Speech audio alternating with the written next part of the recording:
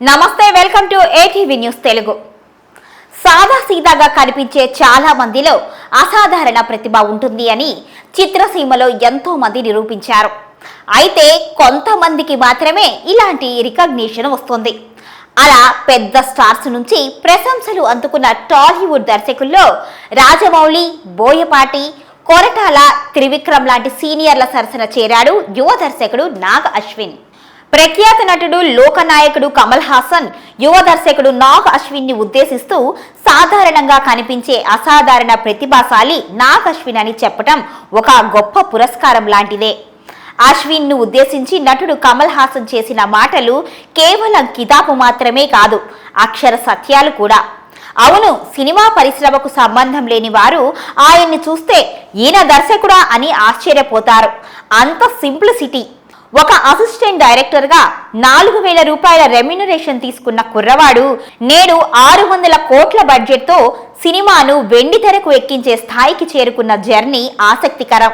కల్కి 2898 ఏడి నాగ్ అశ్విన్ దర్శకత్వంలో రూపుదిద్దుకున్న చిత్రం. ఉన్నది ఉన్నట్టు మాట్లాడే స్వభావం, లేని గొప్పలు చెప్పని లక్షణం, నిరాడంబరత, 10 మందిలో సామాన్యుడిగా కనిపించే రూపం. తనకు ఏది కావాలో అది నటీనటులతో తేలిగ్గా రాబట్టుకోగలిగిన దిట్ట యువ దర్శకుడు నాగ్ అశ్విన్. నిజ జీవితంలో కొన్ని విషయాలు ఇప్పుడు ఆయన గురించి తెలుసుకుందాం. నేను ఫస్ట్ ర్యాంకర్ని కాదు అని నిర్మోహమాటంగా చెప్పగల వ్యక్తి నాగ్ అశ్విన్. ఆయన్ని చూడగానే మితభాషి అని తెలిసిపోతుంది. కానీ పనుల్లో ఎవరు ఊహించినంత చురుగ్గా ఉంటారు. ఆ చొరవే విద్యార్థి దశలో స్కూల్ మ్యాగజైన్కు ఎడిటర్ను చేసింది. కథనాలు, వ్యాసాలు రాయటం స్కూల్ డేస్లోనే ప్రారంభించారు. ఓ పరిశోధనా కథనం రాసి ప్రిన్సిపాల్తో చివాట్లు తిన్నారు. తన పాఠశాల ఆవరణలో బండరాళ్లు పగలగొడుతూ, చెట్లు నరికేస్తూ ఉంటే ఫోటోలు తీసి ఇక్కడేం జరుగుతోంది, ప్రకృతిని నాశనం చేస్తుంది ఎవరు అనే వార్త రాయటమే అందుకు కారణం. పరిసరాలను ఎంత క్షుణ్ణంగా పరిశీలిస్తారో, ప్రకృతిని ఎంత ప్రేమిస్తారో దీన్ని బట్టే అర్థం చేసుకోవచ్చు. హీరో రానా దగ్గుపాటి, నాగ్ అశ్విన్ క్లాస్మేట్స్. నాన్న జయరాం రెడ్డి, అమ్మ జయంతి ఇద్దరు వైద్యులే. వాళ్ళు చదువుకునే రోజుల్లో ఫస్ట్ ర్యాంకర్లు కావడంతో కుమారుడు కూడా అలాగే ఉండాలి అనుకునేవారు.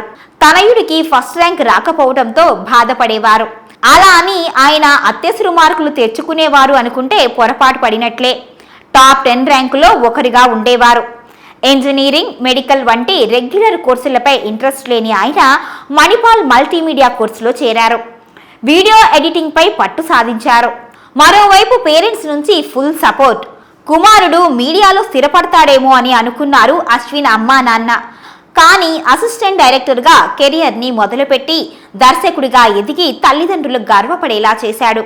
ఏవేవో కథలు రాసి వాటికి దృశ్య రూపం ఇవ్వాలి అనే తనయుడి తపన ఎలాంటితో తెలిసిన జయంతి ఆయన్ను అసిస్టెంట్ డైరెక్టర్గా మార్చేందుకు దర్శకుడు శేఖర్ కముల దగ్గరికి పంపారు.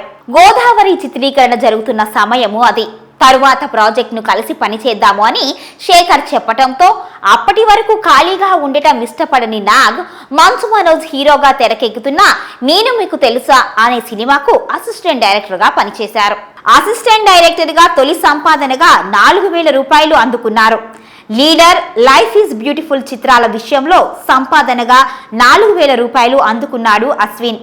లీడర్, లైఫ్ ఈజ్ బ్యూటిఫుల్ చిత్రాల విషయంలో శేఖర్ అశ్విన్ అమ్మకు ఇచ్చిన మాట నిలబెట్టుకున్నాడు. నాగ్ చేసిన లీడర్ ట్రైలర్ కట్ శేఖర్ కు నచ్చడంతో దాన్నే విడుదల చేయటం విశేషం. సినిమాని ఎంత స్నేహపూర్వక వాతావరణంలో తీయొచ్చో ఆయన వద్దే నేర్చుకున్నాను అని ఓ సందర్భంలో గురువు శేఖర్ కమ్ముల గురించి కొనియాడారు. లైఫ్ ఈజ్ బ్యూటిఫుల్ తరువాత స్నేహితులతో కలిసి ఓ యాడ్ తీశారు. ఆ తరువాత రూపొందించిన లఘు చిత్రం ఓ ఫిల్మ్ ఫెస్టివల్ వరకు వెళ్ళింది. అదే ఆయన వృత్తి, వ్యక్తిగత జీవితాన్ని మార్చేసింది. ఆ స్టార్ ఫిల్మ్ చూసిన ప్రముఖ నిర్మాత అశ్విని దత్ కుమార్తెలు ప్రియాంక, స్వప్న సినిమా అవకాశాన్ని ఇచ్చేందుకు ముందుకు వచ్చారు. ఆ క్రమంలో నాగ్ అశ్విన్ వారికి ఓ కథ వినిపించాడు. మరోవైపు ఎవడే సుబ్రహ్మణ్యం స్క్రిప్ట్ను పూర్తి చేశారు. దానికి తానే నిర్మాతగా మారి తక్కువ బడ్జెట్లో తెరకెక్కించాలి అనుకున్నారు. దీని గురించి తెలిసిన ఆ అక్కా చెల్లెళ్ళు సుబ్రహ్మణ్యంను నిర్మించాలి అని ఫిక్స్ అయ్యారు. అలా నాని, విజయ్ దేవరకొండ ప్రధాన పాత్రలో అశ్విన్ తొలి కథ తెరపైకి వచ్చింది. ఎదగాలి అనే ఆశతో మనిషి ఎంత స్వార్థపరుడిగా మారుతున్నాడు, యాంత్రికంగా ఎలా బతుకుతున్నాడో కళ్లకు కట్టినట్టు చూపించిన ఈ సినిమా ప్రేక్షకుల హృదయాలను హత్తుకుంది. ఈ తరానికి నటి సావిత్రి గురించి చెప్పాలి అనే సంకల్పంతో మహానటిని తెరకెక్కించాడు నాగశ్విన్. రెండో ప్రయత్నంలోనే ఇలాంటి బయోపిక్ ఎంచుకోవడం ఒక సాహసమే. కీర్తి సురేష్ ప్రధాన పాత్ర పోషించిన ఈ సినిమా బాక్సాఫీస్ వద్ద మంచి వసూళ్లు సాధించింది. అలానే విమర్శలు కూడా ఎదుర్కొంది. సావిత్రి జీవితంలో ముఖ్యమైన ఇంకా కొంతమంది గురించి ఈ సినిమాలో ప్రస్తావించలేకపోయాం. అందరినీ చూపించాలి అంటే 3 గంటల చిత్రం సరిపోదు, వెబ్ సిరీస్ చేయాలి. వీలైనంత వరకు ఆమె గౌరవం దెబ్బతినకుండా తీయగలిగాము అని అశ్విన్ ఓ సందర్భంలో తెలిపాడు. మూడో చిత్రమైన కల్కి కథ రాసేందుకు 5 ఏళ్ల సమయం పట్టింది. సైన్స్ కు మైథాలజీని జోడించి తెరకెక్కించిన ఈ పాన్ ఇండియా మూవీ బడ్జెట్ దాదాపు 600 కోట్ల రూపాయలు. ఈ చిత్రానికి ప్రభాస్ హీరో. ఎవడే సుబ్రహ్మణ్యం మహానటిలో ఉన్నట్టే కల్కిలోనూ చాలా అతిథి పాత్రలు ఉన్నాయి.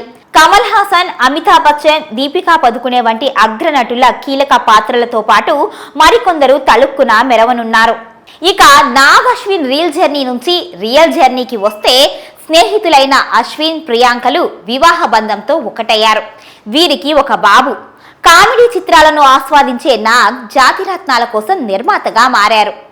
ఆంథాలజీ డ్రామా పిట్ట కథల్లో ఒక సెగ్మెంట్కు దర్శకత్వం వహించారు. తొలి చిత్రంతోనే స్టేట్ అవార్డు నందిని, రెండవ సినిమాతో నేషనల్ అవార్డును పొందిన నాగ్ అశ్విన్ మూడో మూవీతో ఇంటర్నేషనల్ అవార్డు అందుకోవాలని సినీ ప్రియులంతా ఆశిస్తున్నారు. So wish you all the best Nag Ashwin. ఇటువంటి మరెన్నో న్యూస్ అప్డేట్స్ కోసం మా ఐటీవీ న్యూస్ తెలుగుని లైక్ చేయండి, షేర్ చేయండి, కామెంట్ చేయండి. మీ అభిప్రాయాన్ని తప్పకుండా